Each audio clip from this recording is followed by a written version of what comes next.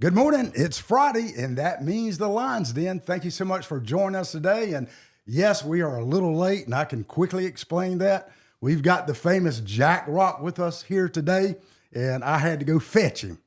Jack was stuck on the other side of Florence. Where am I at? And so I had to run and go get him. I was scared we were going to be much later than this. But so thank y'all for joining us today. And we do have a special guest, a man that subscribes. I think he's got the VIP subscriptions to life. And we've touted this before today, so you know who we're going to have here today. But he's such a strong, powerful figure. I felt like I need to have some backup. So I invited Jack Scott, the most filmed man in North Myrtle Beach. Jack, glad to have you with us here today. Thank you. Good deal. You pipe in anytime as we tag team Mr. Brian Edwards. And that's who we have here today. Brian, been looking forward to this for some time. Thank you for taking time to get on here. Well, thank you for having me, Rodney. I'm pleased to be here, man. I'm excited. I've been watching the podcast, and Thank you. It's an honor to be here. Well, I appreciate it. Especially to be beside this fella here too. I mean, I felt like I've known him for years, but now I got to finally shake his hand and meet the legend himself. Now you won't be able to get away from him. That's probably a good thing. Everybody I've talked to speaks highly of you. Really? Yes. Thank you very much. You know, this man here, despite the appearance, which I love the appearance, you know, he was on county council. You were the auditor or the appraiser. What did you do for the county? Auditor? Auditor? Yeah. So don't let all that hair fool you, Brian. There's some substance down in there. I believe you. It's just been covered up with a lot of crazy. Well, that's what it takes to be on council. No, my dad was in city county government for a while. Okay. If you're going to be on city or county council, you got to be a little crazy, don't you, Jack? Boy, that's an experience. So I've already discovered something. I didn't know that your father was in politics. Before we dive in, let's start with that. So Sure. Yeah, he was city manager of Florence for about 30 years, and then he was county administrator. And you remember him now? Yes, I do. Yeah. Wow. Yeah, and he did that, and he was in city county government he did a little bit of contract work after he retired from the city and county of Florence, and he went to Georgetown for a while, and then he did some contract work with Darlington, but that's all he did. He passed away back in November, but he retired in his early 70s and been in city county government pretty much all his life. I'll tell you, that's probably the greatest thing that I've discovered this week. I had no idea that. So thank you for sharing that. Oh, you bet. Look, thank you for being here because as I mentioned, that VIP subscription to life. You go. You're living life. Well, thank you, buddy. Okay. I'm sure we'll talk about this, but I've got 5 daughters and an amazing wife, and they keep me moving, bud. They keep me moving, and I wouldn't have it any other way. So that's one thing that I greatly admire, and we will go into that. And actually, we got a few pictures showing some of the fun that y'all have had throughout the years. But let's start right away. You struck me with your faith. I saw you. I know you speak to a lot of groups, and I saw you at Brian Braddock at an event, and I had to go early and I had to leave, but I was dying to hear you that day, but I didn't get to hear you. But your faith is very important to you, right, Brian? Yes, sir. It is. It really is. I didn't grow up in the church, and so I didn't have much of a background when it comes to my faith. My wife and I were dating. We were college sweethearts, and both living a life that we were just there to please our flesh. Right. We were, doing everything that we shouldn't have been doing, living a life that was glorifying ourselves and not the Lord. And the Lord saved us both around the same time. And so what a cool process, if you will, to be going through that with my wife, my future wife at the time. Were y'all together when y'all got saved? We were. Okay. Yeah, right. Absolutely. We dated for 3 years before we got married, and our actually 25th wedding anniversary is next week, next Tuesday. Wow, you're too young to have 25 years. I got you fooled behind you. I guess you do. Sir. Yes, sir. All that working out, keeping you young. I'll try it too. Yes, sir. Yeah. So how has your faith served you throughout your career? Because you've had a very successful career as well. So how's that served you in your career? I wish I could pin it on something specific other than just this broad word, but there's nothing else I can come up with, Rodney, other than just God's grace. Mm-hmm. His Amen. Grace in my life, and His grace in my family life and my work life, with my health in every area. I don't deserve any of this. What I deserve is a lot worse. And He has given me so much grace and so much mercy in my life that I can't take any of the credit for it, for sure. all the greats that I come in contact with share that same humbleness. I mean, it's almost verbatim what everyone says. They give it all the credit to God, and that's what it's quite frankly all about. Well, he has blessed you because, I mean, how many years running now have you been the best of the PD? I see that every year. Well, we got the last 2 years, and we're still waiting on this year to see what happens this year. It's some tough competition out there. So, yes. So State Farm, right? Right. And right. you have offices in. Tell me where your location. I have my main Tell office. the folks, I know. Original office that I opened up is in Dillon, and I've been in Dillon since 2003. Okay. And so just opened up an office in Mullins in 2023, so 20 years later. So Bill Moore, I'm not sure if you remember Bill from Mullins. I did Great know guy. Bill, and he had a son as well. I think was in Darlington. Yeah, if he I'm still not is. mistaken. Yeah. And Mr. Bill Sr. retired at 90 years old, and I got blessed with the opportunity to take over that agency. And so now I've got Dillon and I've got Mullins. And again, I wish I could take credit for that too, but I've got 10 team members that are absolutely amazing. And I don't know if any of them will be watching this today, but if it wasn't for them, I wouldn't be sitting here right now, that's for sure. And my name wouldn't be on either one of those signs. So I hear you. I'm very fortunate. Appreciate that stance on that. So just to belabor on that just a little bit, because I was raised in Dillon. Did you succeed Mr. Flowers? I did. Okay. Jackie Flowers. Yeah. Jackie So was- he had a long career there too. He did. He started in 72, if I'm not mistaken. You know Jackie Flowers, don't you, Jack? First insurance I had Okay. was with Jackie Flowers. Yeah. He took Great. over. He took over there. Jackie Flowers, I'm going to take this opportunity. One of the greatest guys I ever met in my life. Yeah. And when somebody's nice to me, hey, there ain't many people nice to me. I find that hard to believe. You going to be mean to this guy here? Listen to half of what he says. Okay? Half of what he says. Well, yeah, Jackie Flowers is at the top with me. Yeah, we went to church together. Dillon First Baptist. Yeah, for many years. Yeah. So, yeah. Jackie still stops by the office occasionally. He's doing great. Him and Miss Kate, his wife, great people. He took really Health good okay? Because he's a little bit older now, right? Yeah, he is. He's doing good. Yeah. I mean, he's a heck of a golfer. And so most of the time when I'm talking to him, he's right off the golf course or about to go on the golf course. Gotcha. So, That keeps you young. I'm glad to hear that. Yeah. So obviously faith has played a big role. Discernment. Even though you and I rarely speak, I follow you, and my discerning spirit just tells me who you are. And well, I've got to tell a story about that before I forget. Sure. I don't know if you remember this, but we met back in Dillon in either 2003 or 2004. I used to go to the prayer breakfast there on Tuesday mornings at the Presbyterian Church. Yeah. It was me and a bunch of 70 and 80-year-old men. I was the youngest by far in there, but it was great. I miss it dearly. But you came and spoke there one morning, and I always sat beside Coach Bull Lee and Effie what a name. Hobika. Sat beside Bull Lee and Effie Hobika. Come on. You remember Coach Bull Lee, don't you? Yes, who didn't? Exactly. Boy, And Rodney got up there to speak, and I was he like, went to Newberry. That's right. he did. Yeah. That's right. That's where he went to college. No, I went You to went to PC. PC, didn't Yeah, you? PC. I was a Really? rival in I Newberry. had Right? Newberry on my mind with you. Don't cuss me no more, Jack. So I was at the prayer breakfast, and you came up to speak. We had never met before, and Bull leaned over to me and he said, "That fella right there sure could play some football." And I'll never forget it. I'll never forget it. You sounded like him in your voice. He would call me Stumpy Boy. And let me take a privilege right quick to honor Bull Lee. I'll never forget, Bull Lee was one of those that took us all to Camp Pine Hill. He's a dad to a lot of us, and he always kept us in check, right? And we were young. We were going back and forth from having a good time and trying to serve the Lord. That didn't work, but that's what we were all doing.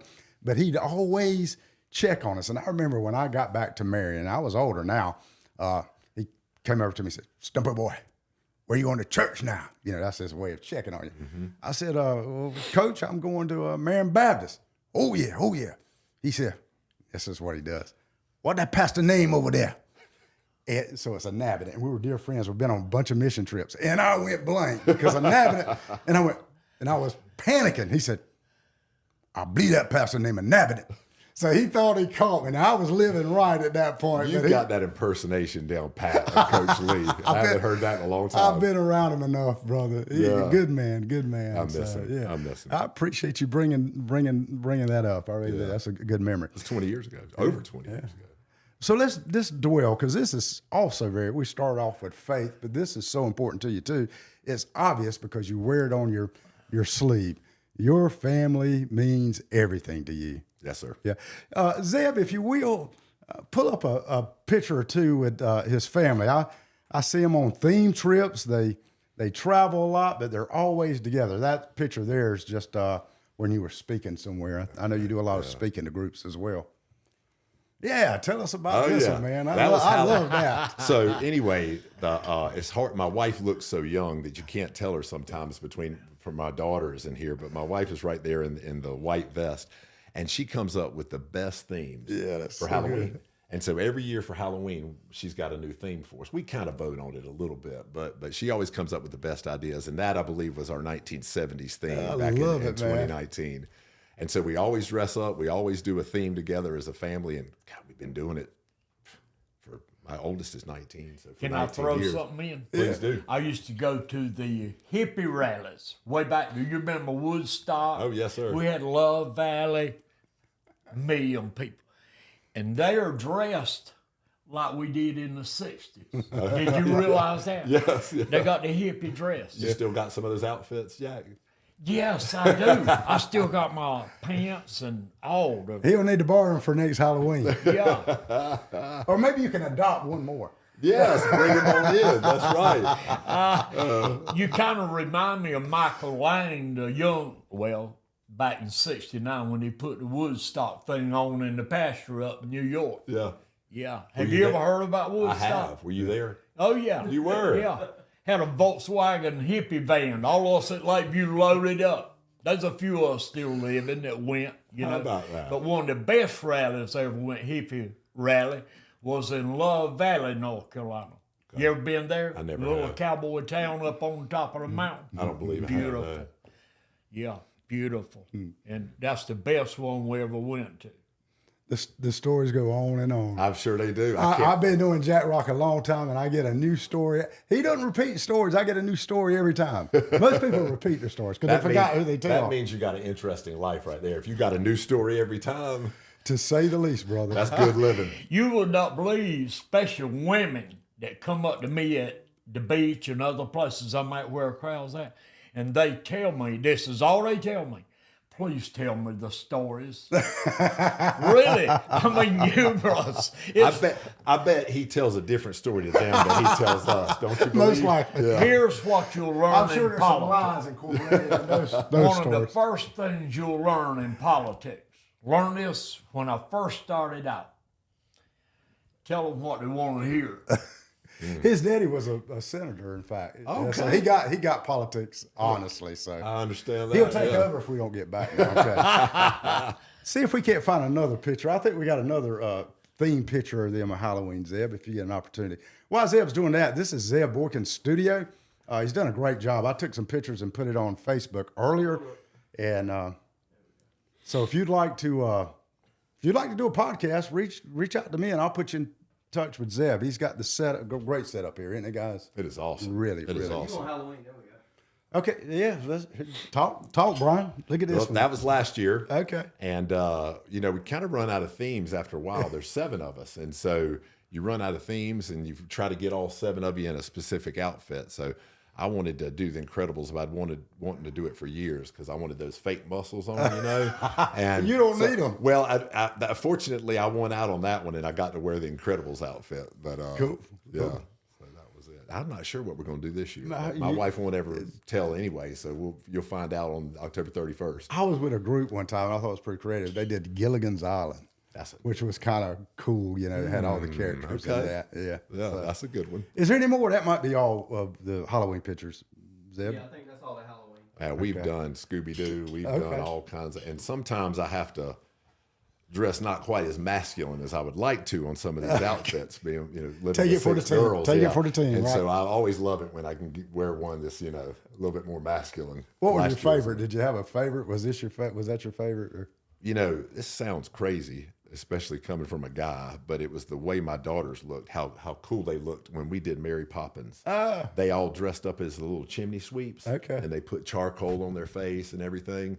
And my youngest at the time, she was probably 3 or 4 years old, and it's the cutest picture you ever seen of her in your life. And so that one is probably the one I really remember the most, just because my kids were still young too. Brian, the memories. Let's don't wish our life away, but when you're a little bit older and sitting in that recliner, and the grandkids come up, Mom and Daddy used to tell us how y'all did all this and that. I mean, this is going to make for some great conversations and memories down the road. Hope so.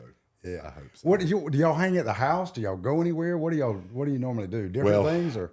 We rarely ever hang at the house, especially during the summer. We have a hashtag or a line that we use. I mean, for Halloween. I know you don't hang at the house. Yeah. I'm talking about for Halloween. Okay, specifically for Halloween, yeah. Yes, we do. Okay. We usually hang at the house. We've gone to Charlotte, where my sister-in-law and brother-in-law live. We've done that a couple times before. They've got 3 boys, and so my girls and the cousins always like to hang out. But typically, we're right there in Florence. Right. Well, you exposed them to a lot of things. We were talking earlier, and they're going to a camp. You won't speak. I mean, you've given them all these opportunities, which is wonderful. Sure. It's Kanakuk. It's a Christian camp in Branson, Missouri, and long way from home. But we learned about it from a friend, probably 15 years ago. Mm-hmm. And my oldest 2 tried it. They loved it. Then my 3rd daughter went, and she absolutely fell in love. My middle daughter just fell in love with this camp, and the next year, I think she was only probably 8 years old. She said, Dad, I want to go for the whole month. Wow. And so she went for the entire month of the summer, had the time of her life. When I picked her up, she was crying because she didn't want to leave. Oh, gosh. How about that? And so every year we figure out a way to get them over there. I'm taking them and dropping them off tomorrow, and then they won't be back for a month. And they experience so much growth. Being away from home, certainly it's a sad thing, but they experience so much growth when they're away, Absolutely. And you don't have to worry because they fall back on your training, Yeah. So it's all good. They really do. And it's a Christian camp, like I said. They have worship every night. The girls love the food there, and they meet people that they stay in touch with throughout the whole year. Right. And then they end up going back and seeing them, the following year. Well, so diverse. You probably got some pictures, Zeb, of fishing. I know you do a lot yourself, and I'm more of a pond, lake, river fisherman, but you do a lot of deep sea, and I've seen some trophies you pulled in, and so let's mix the two. You're fishing and you involve your family in it, which is another great exposure. But tell us about this beauty right here, that swordfish. That was actually a trip that my oldest daughter and I took this past December. It was a trip that we were going to take right after she graduated from high school. We had to postpone it, and so we did it in December. Just the 2 of us went to Costa Rica, and we had a blast. How we cool caught is a that? ton of sailfish like that. That was about a month after my father passed away, and my father and I have been on probably thousands of fishing. Is that what started together. you, your dad? It did. Fishing? Okay, cool. And so on that trip right there, I'd never caught a blue marlin in my entire life. I caught hundreds of sailfish, but I never got a marlin. My dad has caught several of them, and this is a month after he passed. We got on the boat, and my buddy that's the captain of the boat said, Brian, you're going to catch your first marlin today. And I said, okay, yeah, whatever. 15 minutes into the trip, hooked up with it. Yeah, and I had chills all up and down my Destiny. body. How about that? Just, fishing all my life. And my dad never caught one in the first trip without him and caught that blue marlin. It was almost like he was saying, there you go, son. Absolutely. Yeah. That happens. Yeah. My dad caught one of those, and he mounted it in the den. And me and my brother was tussling one day, and I threw him up against the marlin by mistake, and it broke the. How'd that go over? We got it. My dad. Let's put it this way: my dad believed in physical discipline. Oh yes, but not too much. I think all the dads of our generation did, right? That's what made us. That's what made us. No question. And my father's not here anymore, but I still sometimes think, what would he think about this? What would he do? 100%. Yeah, Mine's been gone some time, and I still do that. Jack talks about his dad, the senator, quite often as well. So Dad they live with us forever. Dads live with you forever. They do. No question. They do.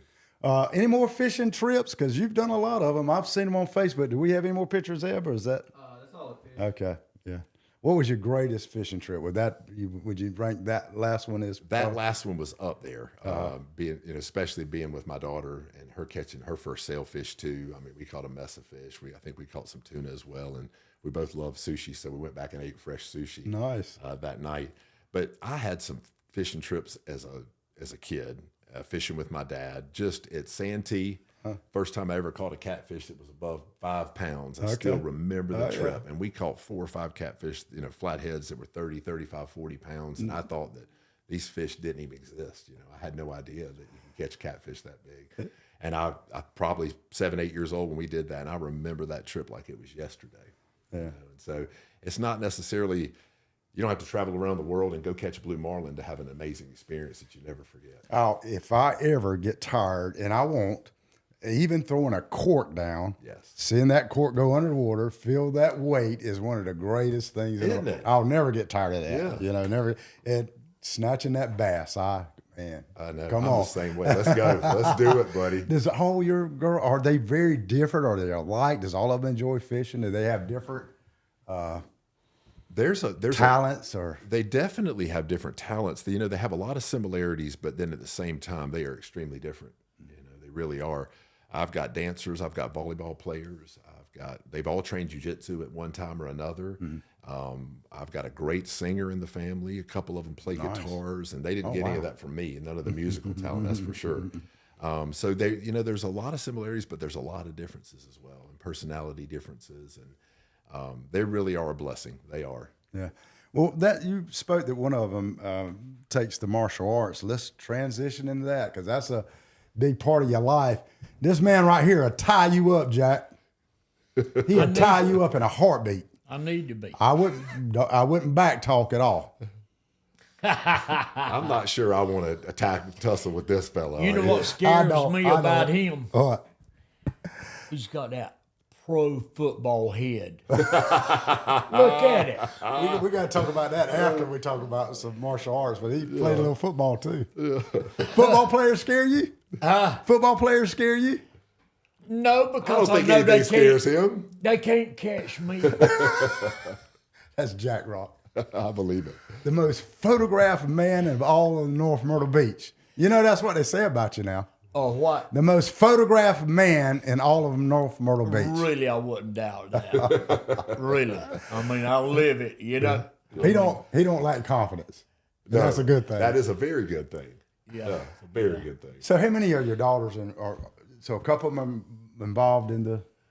Yes, they've all trained at one time or another, even my wife. And so we've got one of my favorite family photos is all of us in our gis and our jiu-jitsu uniforms. And we took a picture of all 7 of us on the mat at Swamp Fox Jiu-Jitsu. That's probably one of my favorite photos of all time. But, jiu-jitsu, of course I'm biased, but jiu-jitsu is the best martial art when it comes to self-defense. And so it is a great martial art, a great discipline for anyone to learn, but especially for females and for the smaller person, because it really allows you to be able to defend yourself at least enough to remove yourself from a bad situation. A lot of the fighting and the grappling comes from working off your back. And so if a female momentum, physics, a lot of that. And some of the women that I've trained with, 130, 125, 130 pounds soaking wet, and they're monsters. You never want to mess with them. They get on your back and put you to sleep like that. Well, when MMA started out, Gracie and all, I don't know the practices, forgive me, but I remember when the tough man contest, and it was just big old, really fat guys that could swing pretty hard. That changed in a hurry. Yeah, when Gracie changed that. When he grabbed onto you, you just couldn't get loose, and you were going to be choked out or submitted in some kind of way. So that opened up the eyes of many tough guys. Maybe I'm not that tough after all, because those guys have changed direction on you in a hurry. That's what got me started into it. I watched those old UFCs, UFC 1, 2, and 3. Tank Abbott, Abbott, Ken Shamrock, and all those guys. Which they got, they were out of the picture pretty quickly. They were. When all these new methods were invited in. When it came just a single discipline versus a single discipline, use the example of a boxer or a Taekwondo against a jiu-jitsu black belt, it was proven that jiu-jitsu was the better art. Even with Hoist being the smallest guy in the tournament, he still dominated guys that were 260, 270. He went up against Emmanuel Yarborough, who's over 500 pounds. And so jiu-jitsu as an art against any other art has proven to be the most effective. Nowadays, with mixed martial arts, the folks that you see that are on TV and on the UFC are great at everything. And so they are weapons. Everything. They are absolutely weapons. These guys. There's no more one-trick ponies. Golly.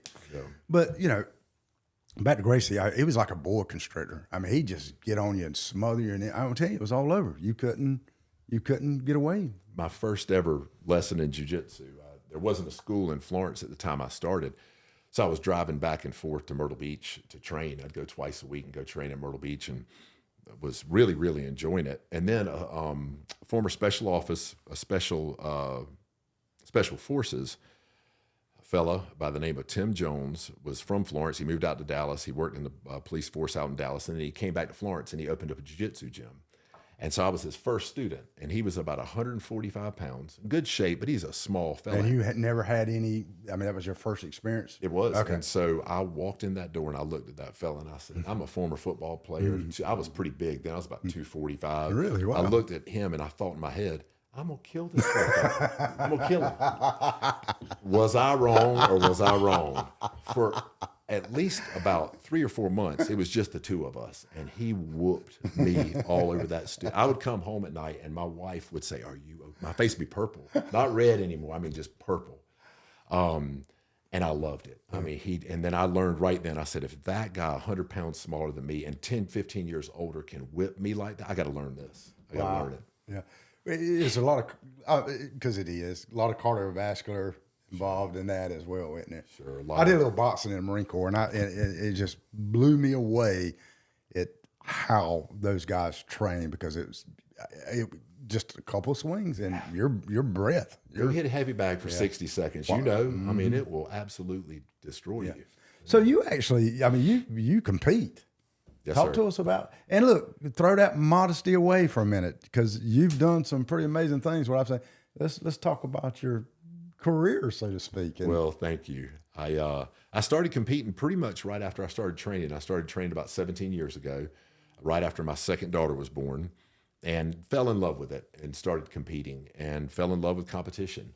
Went out there in my first match ever and lost my first match in overtime, and walked over to a trash can after that and threw up in the trash can. And I thought, maybe this isn't for me. Maybe I'm not cut out. So is it a point system? I don't mean to interrupt you. Okay. So you can win by, depending on the tournament, you can win by points and you can also win by submission. And we went 8 straight minutes into overtime, and I think a 5-minute overtime, and he beat me on points. He was a real good wrestler. And after that, fortunately, I ran off about 20 matches straight where I won after getting my tail kicked that first time. And I was hooked, and now I try to compete as much as I can. I've had some injuries and some surgeries in the last few years. Comes with the territory, it sure right? Does, yeah. Especially the older you get. Yeah. But I've been fortunate enough to win 2 world championships and 3 Pan American championships, and it just keeps me going, keeps me coming back. Do you have a marquee move? What specialty, so to speak? It's funny you mentioned that, because I just had my hip replaced back in August. And the reason I had to have it replaced is because there's a choke called a triangle choke that you use your legs with. If you've watched the UFC, you've seen it. Absolutely. And I used my right leg for 17 years with that choke and never really switched to my left. And I had to have my hip replaced because it was the hip of a 90-year-old. And my left hip was great, like a 20-year-old. And so, unfortunately, that's no longer my go-to move, but that would have been it, the triangle. So just long. I got long bird legs, and that's one advantage of having bird legs. How tall are you? You're 6'3". Yeah, you're a tall guy. Yeah. You know, we could actually do a little demonstration here. You want the triangle choke on you today to show the folks? I don't play with children. I'm glad he said that, because I don't know if I want to tussle with this fella. You scared, Jack Rock? You scared? Hey, he's trying to cause a problem. Hey, Zeb, that might cause some enhanced audience if we have a little demonstration up here, and we got room, don't we? We do. I mean, I can roll the cameras if you want to. Jack's over there praying. No. You see the biceps on this fella? You got to hand it to Jack. For those that's never seen it before, how old are you? August, I'll be 78. 78. Strike one pose for us. Go ahead. Really? Yeah, really. Show them if you You will. won't get jealous? You ain't got nothing I'm jealous of. I will. Show them a little something. Look at that. 78 years old. Y'all, the camera doesn't do this guy justice. It does. When he walked in the door, he told me he was 78, and I thought he was lying. And then I kept pressing him, and I'll be daggone, he's 78 years old. He looks like he's 48. I've been to his house numerous times, and his garage is first of all, it's like a museum with all kind of fanfare from all over the world. But he's got a gym in there too. This dude works out 5, 6, 7 hours a day. Wow. I mean, a I've job. never seen it. I I've just never do seen it such as thing. like a job. Yeah. Well, it shows. It shows. thank buddy. you. Yeah, Thank you. absolutely. So do you have any other, I mean, do you regularly compete? Do you have some upcoming I competitions? do. I just competed in Houston last month. It was my first So time you have back to in a travel. while. I mean, a lot of times you have to travel for these. You do. Right. The closest one that there's a federation, which is probably the most respected of all of the competition circuit federations, called the International Brazilian Jiu-Jitsu Federation, IBJJF. They do them all over the world, literally all over the world. But when they come to, especially when they come to the East Coast, it's usually New York, Orlando. They do one in Charlotte, Atlanta. So that's about as close as you'll get. But I've been fortunate enough to compete in Portugal. I've been fortunate enough to compete in Brazil and What an advantage that gives you Italy because you're exposed to so many absolutely. stuff, right? Absolutely. A buddy of mine and I went to Brazil and competed in 2023, the summer of 2023. And we were the only 2 Americans in the whole tournament. There must have been, maybe not 1,500, maybe we'll say 1,100, 1,200 competitors. And we were the 2 gringos there, and it was pretty obvious. But we both won our division. We did great. We got out of there unscathed. And so hopefully we'll be able to Is do that there again. any audiences in these things? or- Absolutely. Okay. Some of So the were bigger tournaments were are just people packed. booing y'all and things of that? No, not It was really. It's because it's really despite the all the fierceness of battle, it's really a respect It really is. type practice, isn't it? Everybody loses in jiu-jitsu. Nobody goes undefeated. There's no such thing as the baddest man, right? There isn't. Yeah. Because everybody loses. And, you'll find some of the toughest looking guys in the world out there, some of the coolest guys you'll ever be around because they're secure in their own skin. They've been humbled many times, especially if you get to the black belt level and you're competing. You've gotten your tail kicked a lot in Right. life.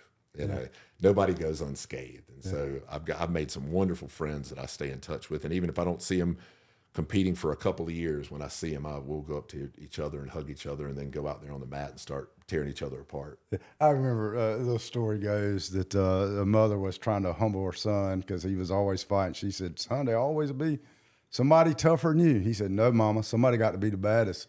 He's right, but you can be the baddest for like one day or 1 minute, but somebody's coming. Yeah. So did I just say this is invitational or some of them invitational or Some of them are. Most everything is basically you just pay a registration fee and you're in.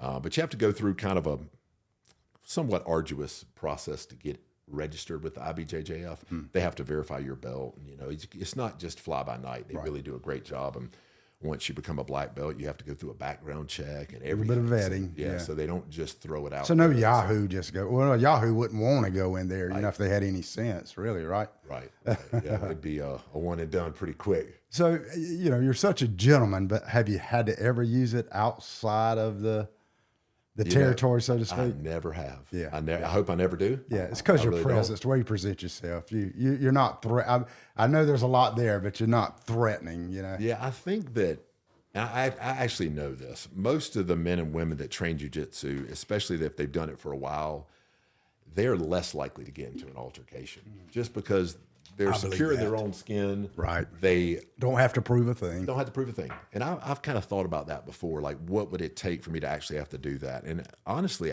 it would have to be a situation where Threatening something your happened to family. my family. Yeah, I knew because that was me coming. personally, I'm just going to turn the other cheek and walk Yeah. away. I don't want to get shot. I don't want to get stabbed. I don't, I'm ugly enough. I don't want to mess up this mug any more than it has. And so I'd walk away. But if it's something happened with my wife or with my daughters, I think that's Here's the good news with that scenario. Because they're trained, they probably could handle themselves as well. That's right. That's right. They are. You don't want to jump on the Edwards family. I've got my 10-year-old Genevieve and then my 17-year-old who's going off to Clemson this year, Evelyn. Congratulations. Thank you. They've got one of the nastiest rear naked chokes. I'm sure you've seen that if you've watched yeah, I any of watch it all the MMA. time, man. They'll take those bony arms and wrap them around your neck. And I mean, I've got to tap within 2-3 seconds because once they lock it down, you don't get enough time. So to- you have been locked down by your daughter? Oh, yes. Really? Absolutely. And I've And got to you've been- tap them. really? Wow, how about Instantly. Instantly, or I'll be snoring on the floor.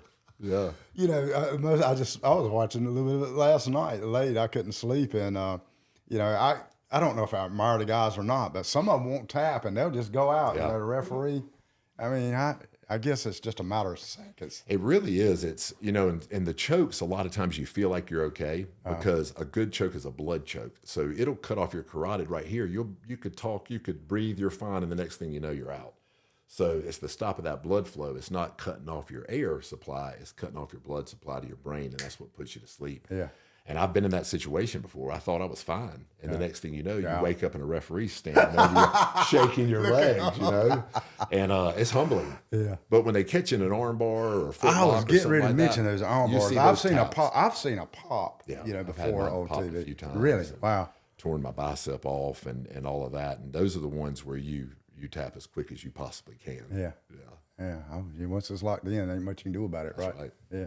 Well, man, I wish you much success moving on in that area. Thank you, buddy. I hope to be able to do it till the day I die.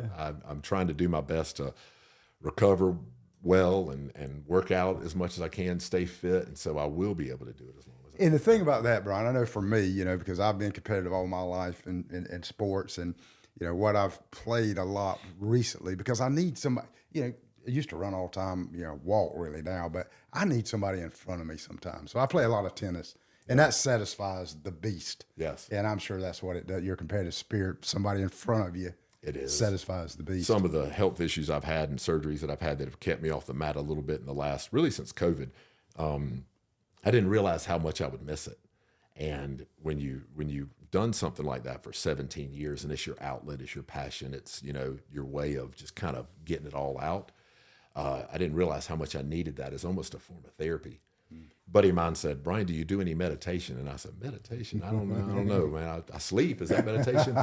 But he said, "No, actually, jiu-jitsu is probably a form of a meditation to you." He said, "Because you're not thinking about anything else." Yeah. I mean, the world could be falling down around I you. buy burning that down. 100%. When I'm playing tennis, I'm don't think about anything. zoned in. Yeah. And for that 5 minutes, if in a match, if I think about something else, they got me. Yeah. And so I guess it is a form of meditation, but it is a form of therapy, because when I didn't have it, I was a different guy. Yeah. It has made me a better father. It's made me a better husband. It's made me a better friend, a better coworker.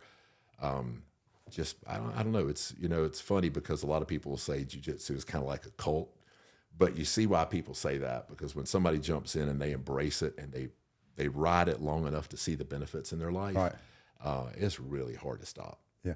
So how hard or easy is it to get involved with that here in Florence? I mean, Sure. just sign up. Absolutely. We've got several academies here. I come from Swamp Box Jiu-Jitsu. I owned it for years. I recently sold it to Spencer Selman in 2023, and he runs it now. But it's right over by Krispy Kreme at 5 Points, right on West Palmetto. You can't miss it. Right, it's easy to access, big mats, kids classes all the way up to adults, and we've got a fellow that's 74 years old that trains with us. Wow. So everything from 3 years old all the way into their 70s. Now, he doesn't look like Jack, but I mean, but yeah, it's a lot of places to train. And it's the toughest thing about starting is just getting past that fear, that pride, that anxiety of just going in there. And then once you do it, you never think you could be so much happy and derive so much fulfillment from getting your butt kicked. Yeah. But it's true. And guys like that, women too. I mean, it's such a supportive atmosphere. Anything with sports is. Let's transition again, because I didn't even know you played football. When I mentioned you were going to be on the show, I had a gentleman that worked at the Citadel for a little while. He did some strength coaching. He says, "Hey, he was there when I was there." So Who was that? Who was the? let me think of his name. Gosh, he's probably watching too, and I can't recall his name. That always happens. He's from Marion. He's from Marion. When you're put on the spot. Yeah, like shame on you for doing that to me. I'm sorry. I'll have to I don't apologize know to all him the later. podcast etiquette yet. I'm learning all this. I don't. Obviously, I don't either. But he spoke of that, and I see the frame on you. How much do you weigh now? I'm only about 205 right now. So you're very lean, and I was thinking wide receiver when I heard that. I said, he's probably a wide out or a stretch, a defensive end. But you weigh 240. Well, back then I was even heavier. I was probably 255, Wow. 260 then. I would have loved to have been able to play tight end or wide receiver, but I ran about a 6'0", 40, and so they don't put those guys out there. I didn't have deceptive speed or anything like that. Clock you with a sundial. Yeah, exactly. You could have too. You really could have. I was probably the slowest person on the team. But we ran the wishbone at the Citadel back then, and so I played center. Okay. Believe it or not, I played center. Even at 255, that's small for a center. Well, yeah. Okay. So you're how old? I'm 50. Okay. Well, you're 10 years younger than me, but back then that was still different. When I played at PC, the roommate was our biggest guy. He was 6'7", he was 290, and that was exceptional for PC. But a lot of our guys were 240 and 250 on the line back then. This was mid-'80s. Of course, that's small now. We opened up with the Citadel every year, and we played them pretty strong, but that was a big game for us because, Citadel was bigger than PC. Y'all but were tough. it was a great Y'all were atmosphere tough for us. Yeah, but it was a great game. I love playing against the Citadel. But continue. Sorry. So running the wishbone, you rarely ever had a nose guard in front of you. And so the centers usually ended up blocking the linebackers. And so our centers were typically a little bit smaller. I wish I could say because of the speed, but that wasn't my strong suit at all. So we picked up. Well, probably 5, 10 yards. Same with me. I was slow too, but 5 I can get there in 5 or 10 get off the ball yards. fast, get in front of them. That's all. It's the longer yardage that I fall behind. Absolutely. But just to be honest, full disclosure here, I was never a starter. I was a walk-on football player. Probably shouldn't even have been out there, but just wanted to play. Your competitive spirit, man.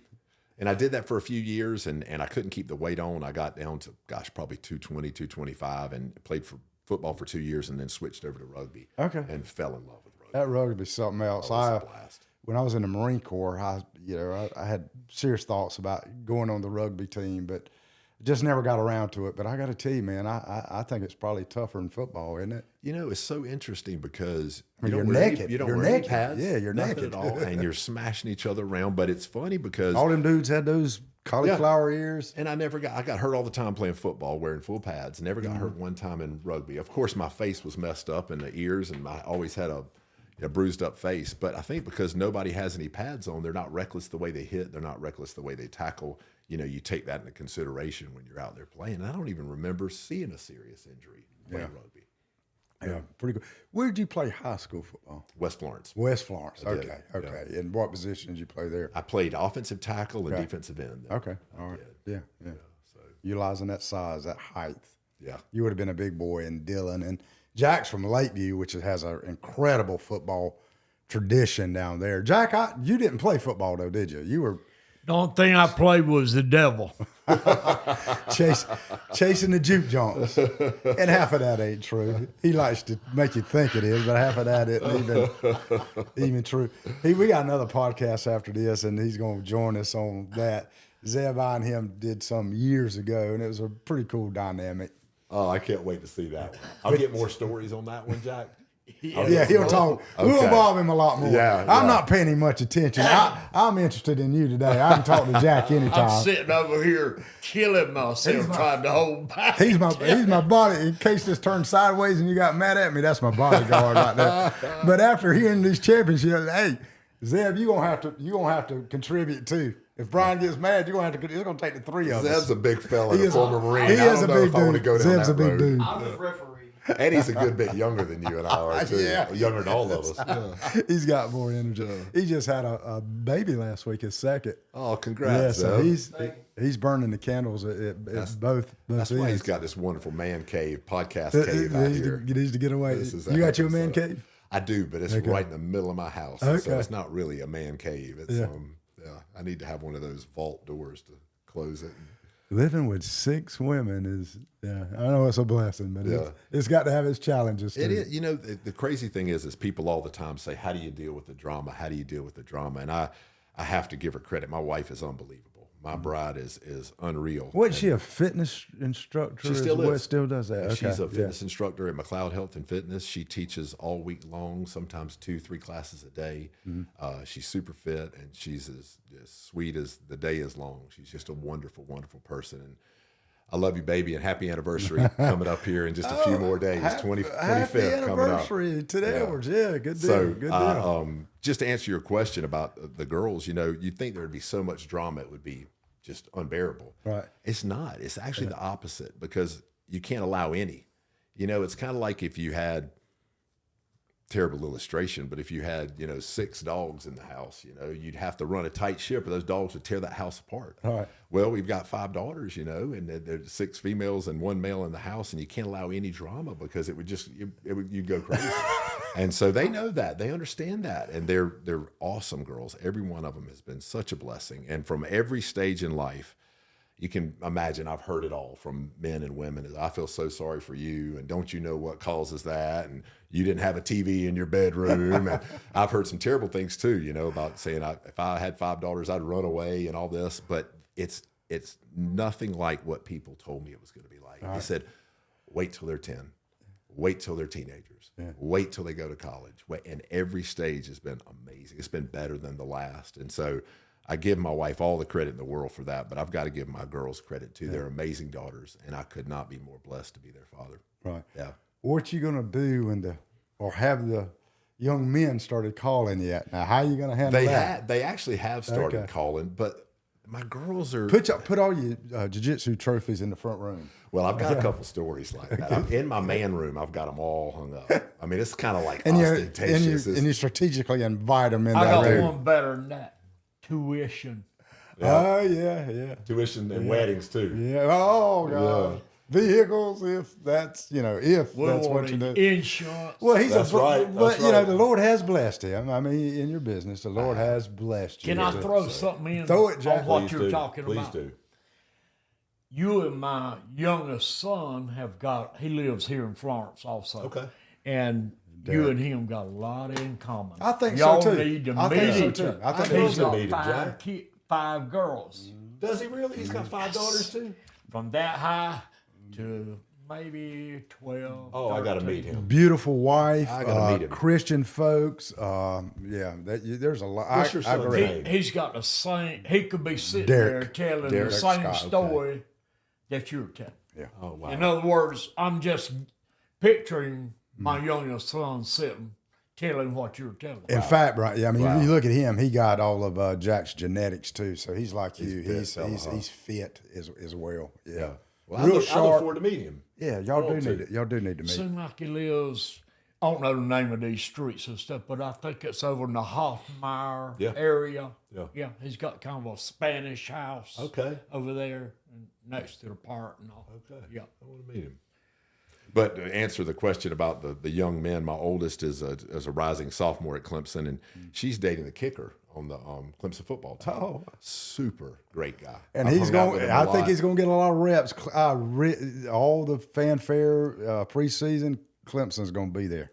I tell you, they look tough. I believe it. I think so too. Expectations can ruin things sometimes. And so I'm trying so to squelch true. my expectations a Same little here. bit, but I hear you. they got the best quarterback in the nation, in my opinion. They got some of the best wide receivers. They got a wide great receivers. defensive, some awesome linebackers. It's going to Absolutely. be fun to watch. It We'll is. see. So she's dating the kicker. She is. Okay. She is. Charlie Reed, he's probably going to be doing more punting than kicking from what we see right now, but that's still yet to be determined.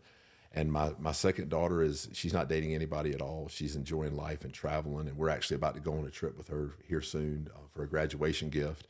And then, the other ones are a little too young to date, so we're holding off on that. So I've been blessed. I've been fortunate. Haven't had any issues with the young men yet. So hopefully the jiu-jitsu plays a little bit of a role. It's the way in you that. raised them. It makes all the difference. It's the way you've raised them.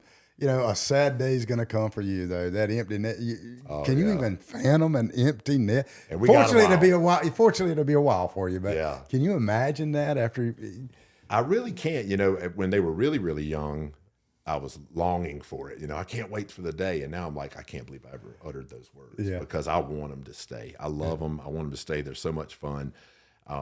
But I've got an amazing wife. You've heard me brag on her, and I look forward to the empty nester days just because we've been blessed with such a great relationship and a great marriage. Right. And so I know a lot of people end up going through the child rearing years, and then after that they look over their spouse and they say, "Wait a minute, I don't know you," But we've been blessed and fortunate to be able to take a lot of trips together, get away. We try to strategically plan date nights and everything. Nice. Otherwise, life would just take over. Those pictures that we showed earlier, they tell the story. You can't fake the genuineness that you see in smiles and eyes and things of that nature. So thank it's pretty obvious, brother. It Thank really you. is. Well, we're about to wrap up. What else can we? Any other thoughts, Brian, that you got? This has been a pleasure, man. I It really has got to been. know you so much better. I've been wanting to spend some time with you. And Absolutely. I told you this earlier, and I got to say it again because I think that this is something that's a telltale sign of somebody. You're always smiling. You're always smiling. You're smiling on the phone when I talk to you. I can tell you're smiling on social media. You're smiling here, and that's a testimony. It really is. And I think it's probably a testimony more of Jesus in your life and the Holy Spirit in you than anything else, just because you can't fake that but for so long. You know what I mean? Thank you for that. I'll sum it up. Holy Spirit. Yeah. I've embraced the Holy Spirit, and my best friend walks with me everywhere. So thank you for that. Yeah, that compliment. absolutely. I mean that. Yeah, appreciate it. Yeah, it means a lot. Jack, what you got to close us off with today? I'm going to close it off with you since you invited me. Okay. I'm going to give you a word of information of what he just bragged about you about. And I tell people this all the time that's got a smile on their face. There's over 50,000 people in the United States every year that commit bodily harm to themselves, is a good way to say it. Sure. One smile, and I make sure I tell everybody with the big smile like you saying he's got, I make sure to tell all of them, one smile might save one person from doing bodily harm to themselves or somebody else. You know, it's a ray of hope. It really I mean, when you're down, I help people all the time that are in the gutter. And all you got to do is show up and give them one smile. And it lifts their whole face changes. Yeah. You know? I don't know how to add to that, Jack. That's so true. Just a little insignificant thing that we think it is can change It really people's is. direction It in a really moment. is. And you know, we hear it, and it sounds cliche, but you never really know what somebody's going through. Absolutely. You know? But everybody's going through something. Oh, yes. Always. You know, and everybody's got struggles, and we try to sometimes put up a facade of we're all good and all that kind of stuff. But that smile sure can go a long way, buddy. Yeah. Well, thank you both. Thank you. Thanks for having us. Thank you for being with us in the Lion's Den. I'll tell you, these last few minutes have served as encouragement for me as I hear from these guys, and I hope it's done it for you too. They live a life of example, and I appreciate that for them. So, the front support of the weekend, we hope we've ushered you into the weekend. Thank you for joining us on the Lion's Den, and we'll see you next time.